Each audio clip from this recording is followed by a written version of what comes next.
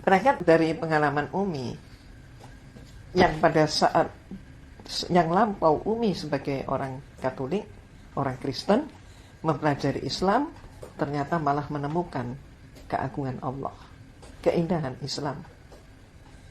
Nah, sekarang kita balik. Apa perlunya bagi orang Islam, umat Islam, apa perlunya mempelajari Kristologi?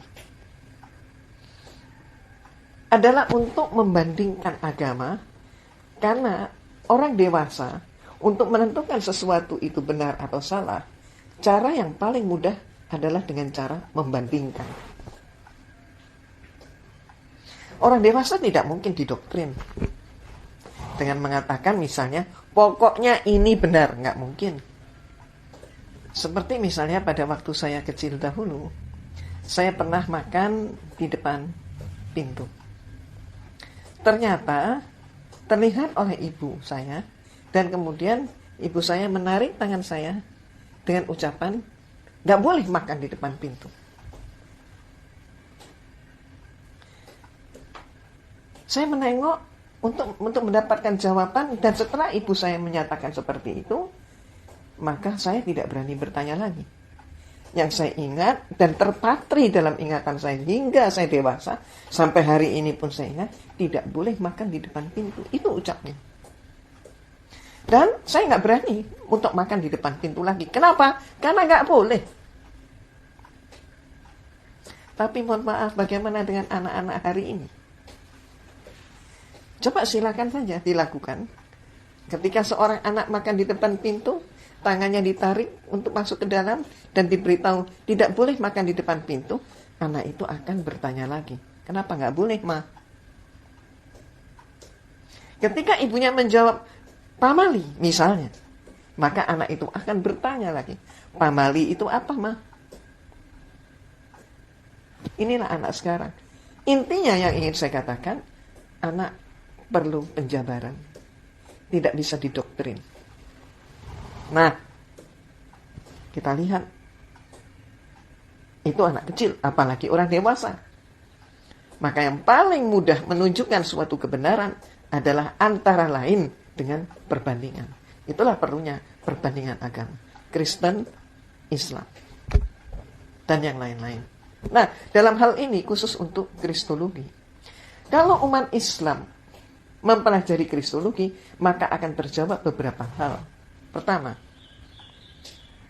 dengan perbandingan itu dia akan mengetahui tentang konsep Tuhan dalam Islam yang tauhid dan konsep Tuhan dalam Kristen yang trinitas.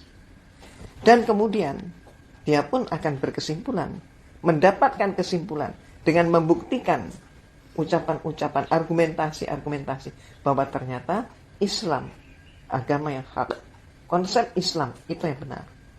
Bahwa Allah itu satu, Allah itu ahad. Dan kemudian lebih lanjut lagi tentang kitab suci misalnya. Ketika ini diperbandingkan, ternyata akan sangat-sangat menarik.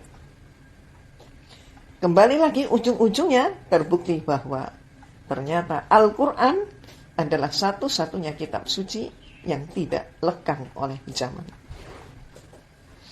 Itulah sebabnya banyak sekali tokoh-tokoh di barat, cendekiawan barat, yang kemudian ketika meneliti kebenaran agama, akhirnya mereka pun memilih masuk Islam. Banyak contohnya. Misalnya adalah Profesor Maurice Bucaille. Misalnya lagi, mohon maaf, Jeffrey Lang. Ada lagi misalnya yang kemudian sangat-sangat terkenal, Roger Groody, dan yang lain-lain lagi. Masih banyak lagi. Dan juga ada para peneliti, para cendekiawan itu yang mereka tidak menjadi Islam, mungkin karena takut, tapi mereka memilih agnostik.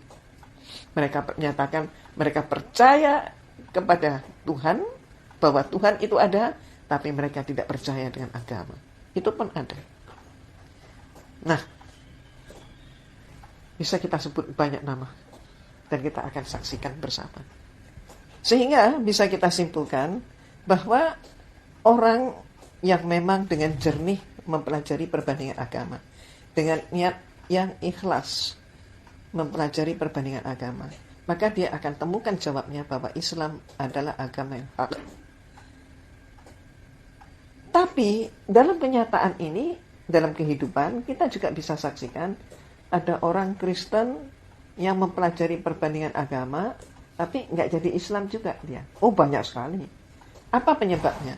Antara lain adalah dia tidak mempelajarinya secara utuh. Atau mohon maaf, dia kurang cerdas ketika melakukan suatu penelitian. Akibatnya apa? Di antaranya kita bisa saksikan, dia hanya melepaskan satu kalimat dan kemudian menyimpulkan menurut pemikirannya sendiri. Dia tidak mempelajari secara utuh. Apalagi tentang sejarah turunnya ayat. Itu sama sekali dia tidak pelajari. Akibatnya apa? Dia ambil ayat, penggalan ayat yang cocok untuk keinginan dia dan dia terjemahkan sendiri. Dia tafsirkan sendiri. Dan inilah yang banyak terjadi.